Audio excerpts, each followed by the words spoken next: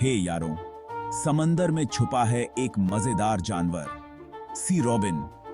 सी robin, जिसे flying गर्नार्ड भी कहते हैं, एक अलग सी मछली है जो अपने पंखों को खोलकर उड़ती सी लगती है।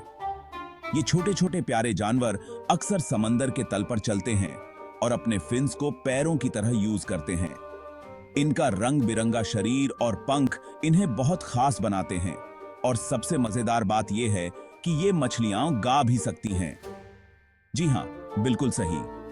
ये खास तरह की आवाजें निकालकर आपस में बातें करते हैं। तो अगली बार जब भी तुम समंदर पर जाओ तो ध्यान से देखना, शायद तुम्हें भी ये छोटा सा सी रोबिन दिख जाए। कितना कमाल का है ना ये समंदर का रहस्यमयी जानवर।